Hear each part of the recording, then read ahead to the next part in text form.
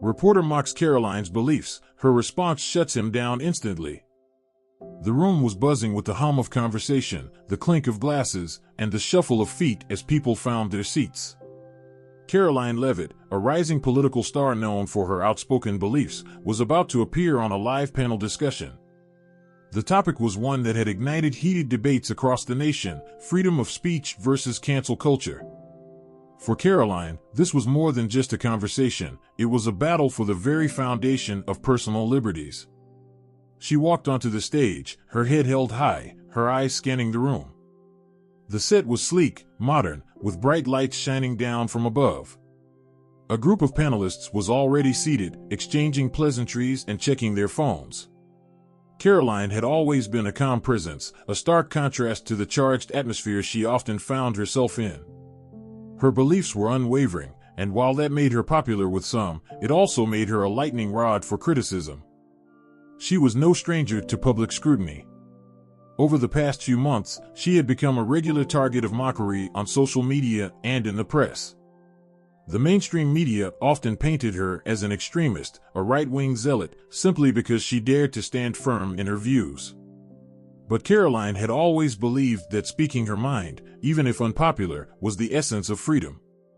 The thought of being silenced by anyone, whether it was a politician, a journalist, or a corporation, was something she could never accept.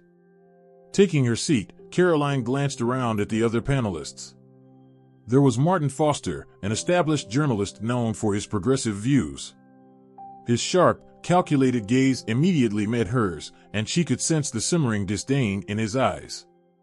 He was the kind of journalist who thrived on sensationalism, who would never miss an opportunity to take down someone with opposing views, especially someone like her. The discussion began as the host introduced the topic of freedom of speech, asking each panelist for their perspective. Karoline listened carefully as others took turns expressing their opinions. Some argued for more regulation of speech, claiming that unchecked voices were causing harm in society. Others advocated for more openness, calling for fewer restrictions on what could be said in the public sphere. Finally, it was Karoline's turn. "The problem we're facing," she began, her voice steady and clear, "is not that we have too many opinions. It's that we're afraid to speak freely. In a society that values freedom above all else, we should not be silencing anyone, no matter how controversial their views may seem. If we allow cancel culture to dictate who gets to speak and who doesn't, we're losing the very thing that makes this country great." A few nods of approval from the audience. Karoline's words were strong, unapologetic. She wasn't here to pander or play it safe. She was here to stand her ground, and she knew that her message would resonate with the right people. Martin Foster, however, was quick to interject.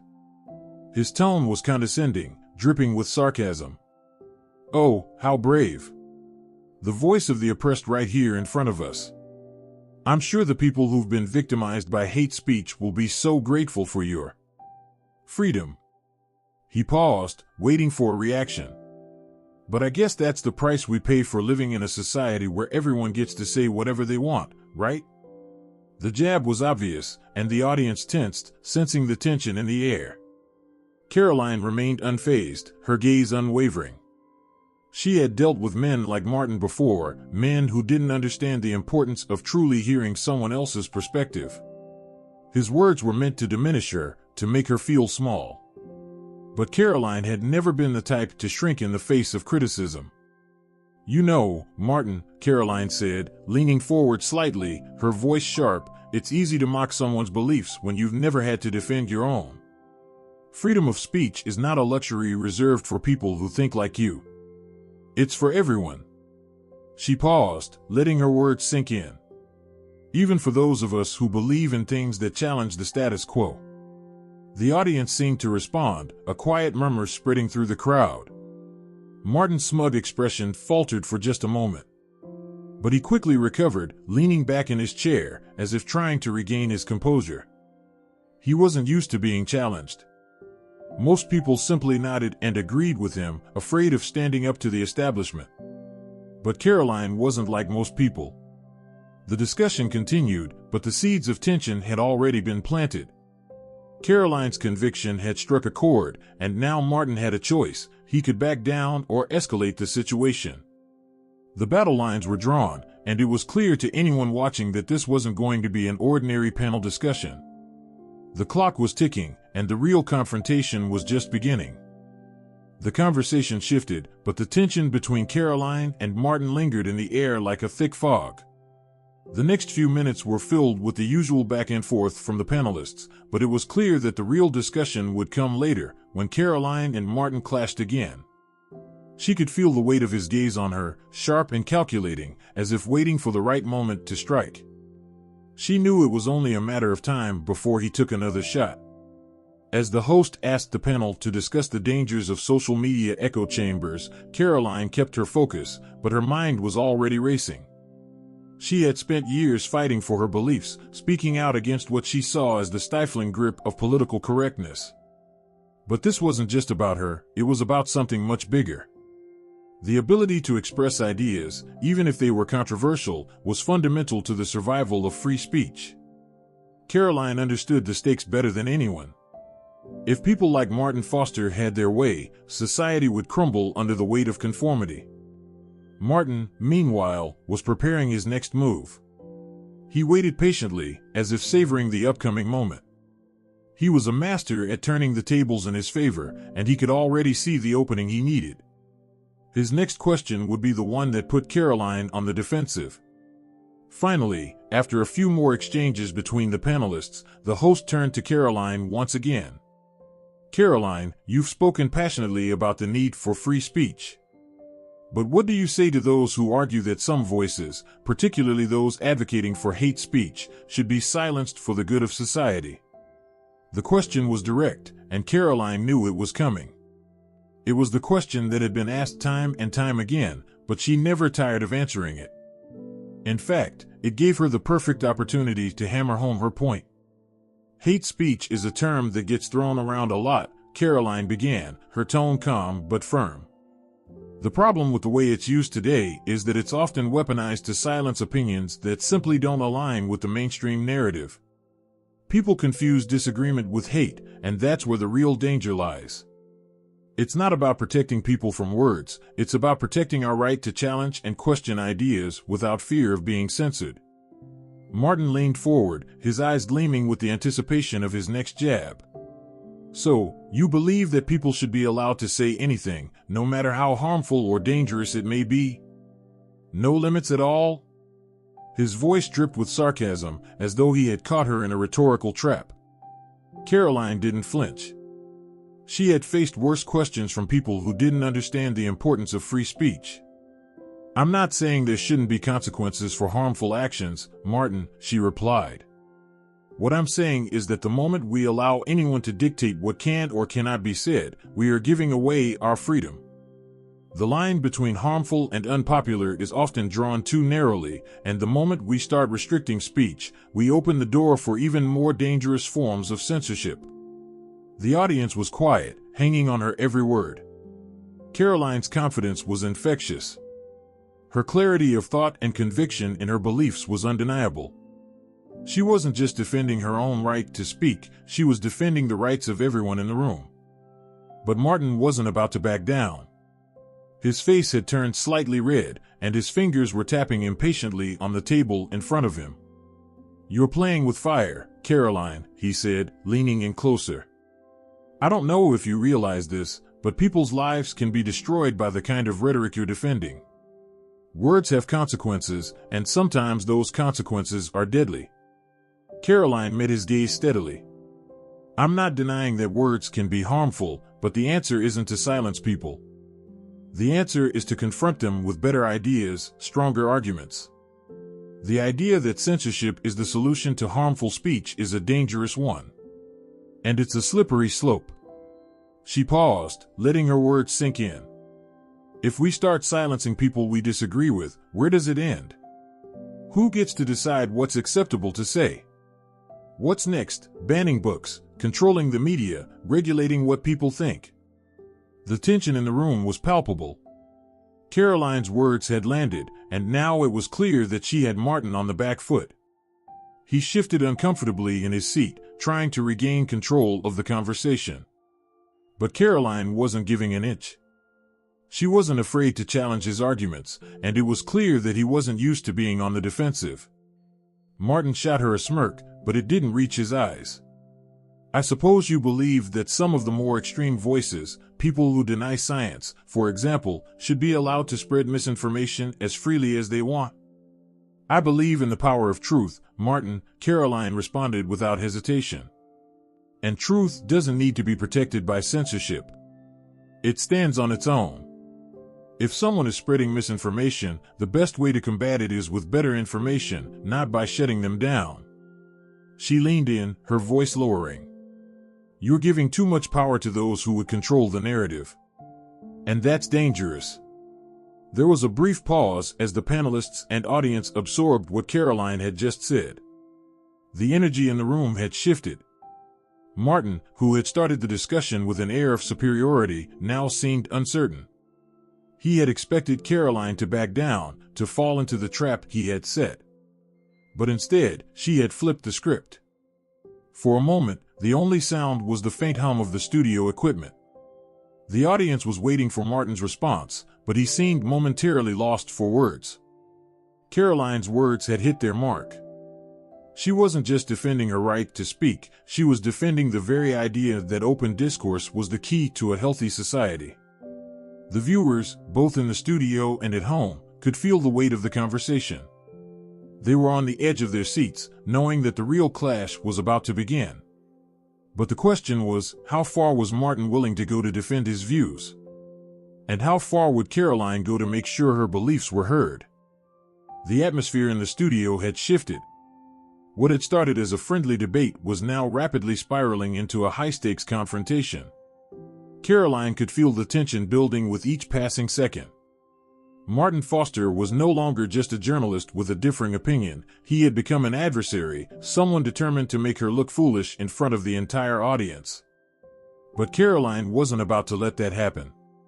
The host, sensing the rising tension, tried to steer the conversation back to safer ground, asking about the role of social media in shaping public discourse. But Martin was having none of it. He turned his gaze back to Karoline, his voice dripping with disdain. You know, Karoline, he said, his tone now overtly mocking, I've been listening to you talk about freedom of speech, and I have to say, it's almost charming. The idea that people should be able to say whatever they want, no matter how dangerous or irresponsible, is certainly a nice fantasy. But in the real world, words can have a profound impact on people's lives, their well-being, their safety. You seem to ignore that. Karoline didn't flinch.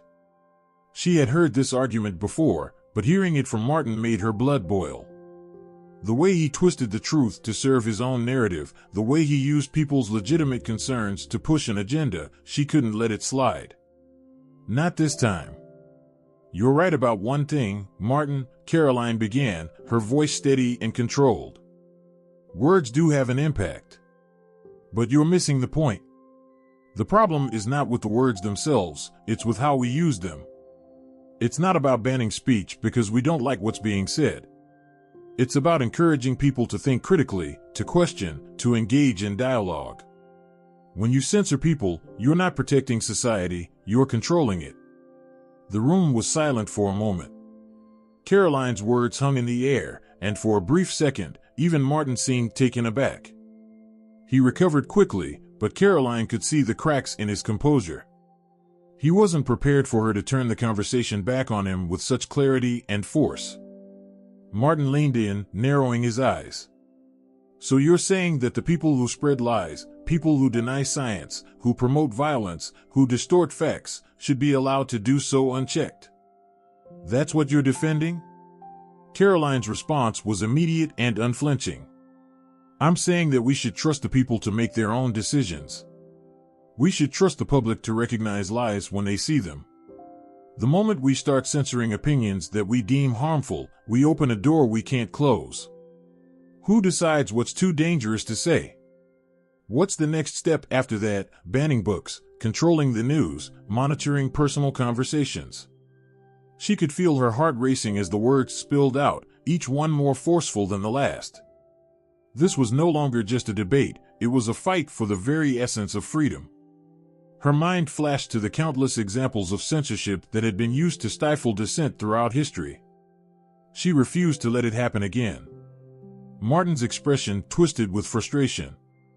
His posture stiffened, and his hand clenched into a fist on the table. He had been thrown off balance. Karoline's words had struck deep, and he wasn't used to being caught off guard. This wasn't the moment he had prepared for. He wasn't in control anymore. "You think this is about freedom, but it's not," Martin shot back, his voice rising with anger. "This is about responsibility. People have to understand that there are consequences to what they say. You can't just give a platform to anyone who wants to spout whatever comes to their mind. That's chaos." "Chaos?" Karoline echoed, raising an eyebrow. "Or is it just uncomfortable for you when people challenge your beliefs? Because that's what's happening here. You don't want a debate, you want conformity. You want everyone to think the same way, to agree with you, to fall in line. That's not freedom. That's tyranny." The audience shifted in their seats, murmurs of approval rippling through the crowd. Karoline had hit the nail on the head. Martin's defense of censorship wasn't about protecting society, it was about silencing the voices he didn't agree with. His argument was no longer rational, it was rooted in control. Martin scoffed, his face reddening. "You think that's what this is about? You've completely misunderstood the situation, Karoline. The world is changing, and with it, the need for certain restrictions. You're living in the past, clinging to a naive idea of freedom that ignores the very real harm being done to people every day. And you," he paused, his voice growing louder and more forceful. "You are complicit in that harm by advocating for unrestricted speech." Karoline stood up, her chair scraping across the floor. The room fell silent, all eyes on her. She had heard enough. This wasn't just a debate about free speech anymore, it was a fight for her integrity, her values. She couldn't let Martin's words stand unchallenged. "Let me be clear, Martin," she said, her voice steady and powerful. "I am not complicit in harm. I am complicit in truth. I am complicit in the idea that we should never silence anyone, even when their views are uncomfortable. Because if we allow people to silence others today, who gets silenced tomorrow? Who decides what's acceptable speech?" She paused for effect, the entire room hanging on her words.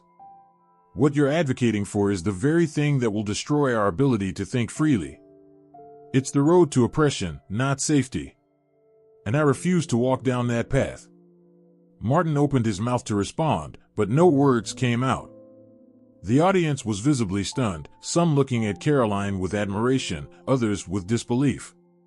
Martin was speechless. His calculated, condescending attitude had been shattered in an instant. Karoline's eyes locked with his, and for the first time in the entire conversation, it was clear who was in control. She had dismantled his arguments with precision, exposing the flaws in his logic, and had forced him to face the uncomfortable truth that he was not defending society, he was defending control. For the first time in the debate, Martin had no retort. He simply leaned back in his chair, his face flushed with frustration. The words had left him. Karoline had shut him down instantly. The studio was quiet, almost too quiet. Karoline stood tall, her gaze fixed on Martin, who was visibly struggling to regain his composure. The audience could feel the shift, the palpable tension in the air. No one had expected Karoline to shut him down so decisively.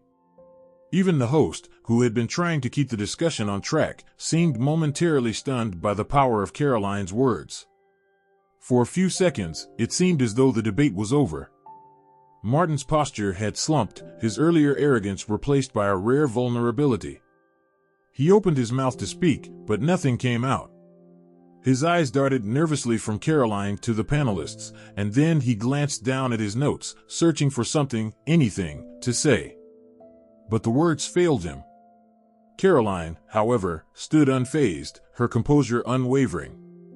She had made her point. She knew she had won the argument, not through force, but through clarity, conviction, and logic. The power had shifted in the room, and she could feel it. The host, sensing the awkward pause, stepped in. Well, it seems we've reached an impasse. Martin, would you like to respond to Karoline's point? Martin shifted uncomfortably in his seat. He glanced at Karoline again, his eyes filled with frustration and perhaps a bit of disbelief. It wasn't just that he had been out-argued, it was that Karoline's response had cut deeper than he'd anticipated. He wasn't just defending a point, he was defending a worldview, one that Karoline had exposed as limited and self-serving. Yes, Martin stammered, trying to recover his footing. His voice came out shakier than he would have liked. Look, I stand by what I said. There's a difference between free speech and reckless speech. People should be held accountable for what they say, especially when those words incite harm. Karoline raised an eyebrow, clearly unbothered. No one is suggesting that people should be free to incite harm, Martin. That's a straw man. What I'm saying is that we can't let the fear of discomfort or disagreement dictate what is and isn't acceptable to say. If we start allowing that, where does it end? Martin's face flushed a deeper shade of red. He could feel the pressure mounting as the room watched his every move. His attempt at a counter-argument seemed weak now, almost as though he was grasping at straws. Karoline had dealt him a blow that he couldn't recover from so easily. The audience, sensing the change in energy, began murmuring among themselves. It wasn't just the words that Karoline had said, it was how she had said them. There was a quiet confidence in her, a calm determination that radiated authority.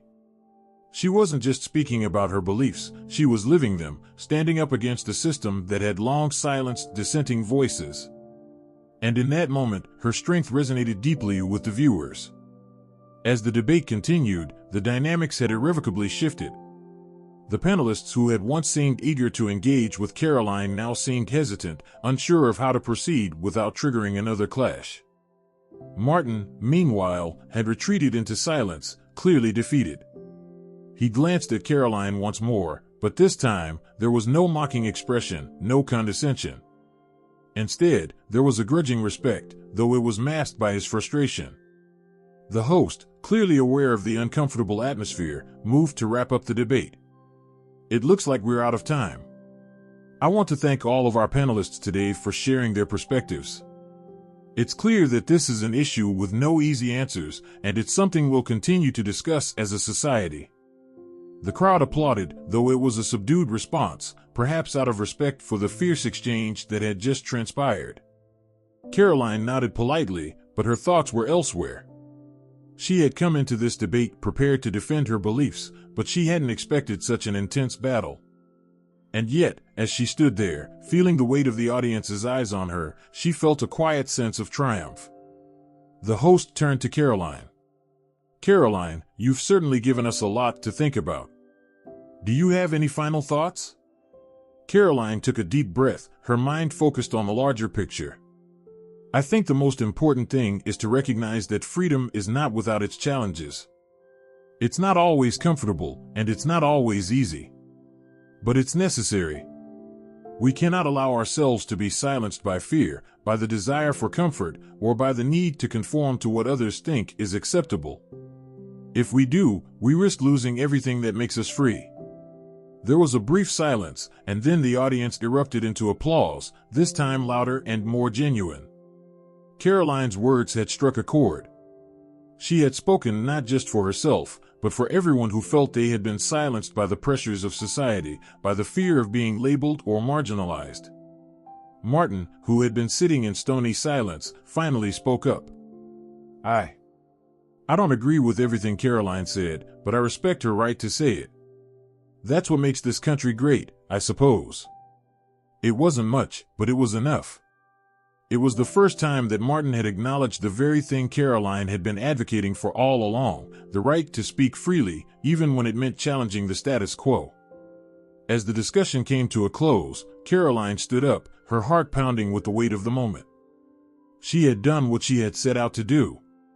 She had not just defended her beliefs, she had shown the world that standing up for what is right, even in the face of opposition, is always worth it. The audience continued to applaud, but Karoline was already thinking ahead. This wasn't the end of the battle. It was just the beginning. As the applause gradually died down, Karoline stood at the front of the stage, her mind racing with thoughts of what had just transpired.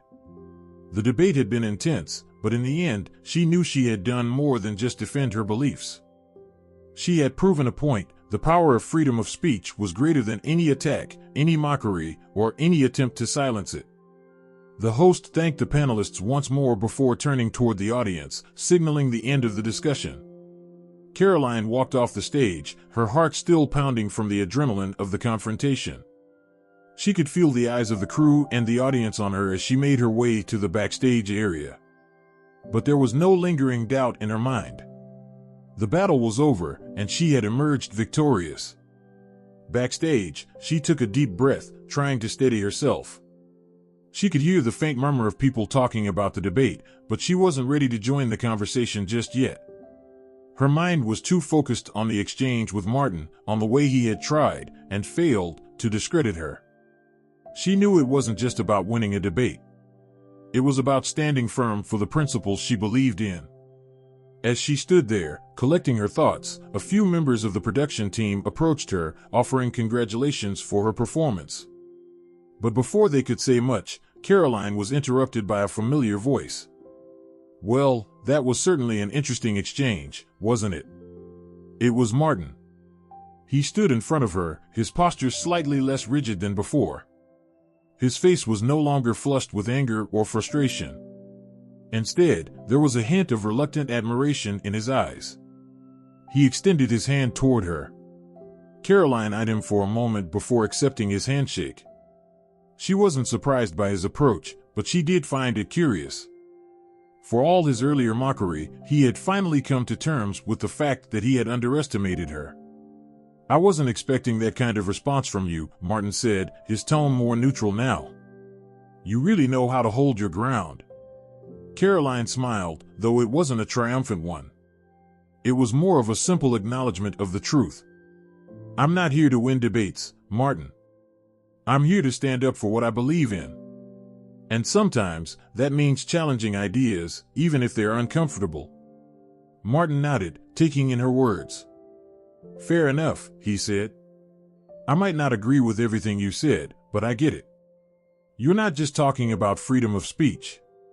You're talking about the responsibility we all have to protect it, even when it's inconvenient." Karoline's gaze softened, and she gave a small nod. "Exactly. It's easy to support freedom when it's something you agree with. The real test is whether you'll defend it when the speech in question challenges your own beliefs. That's when it really matters." Martin paused, as though mulling over her words. Then, with a reluctant smile, he added, "Well, I guess you've got me there." The two stood there for a moment, an unspoken understanding passing between them.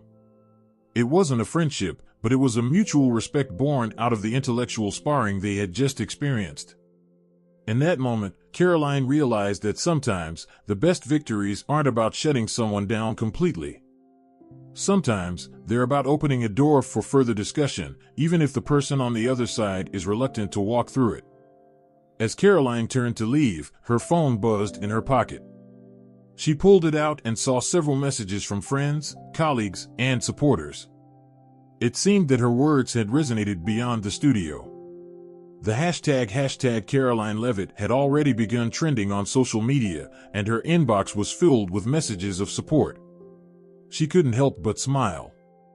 This was why she fought for free speech, because it was essential not only for the exchange of ideas but for empowering individuals to take a stand, no matter the odds. As she walked out of the studio, the cool night air hit her face.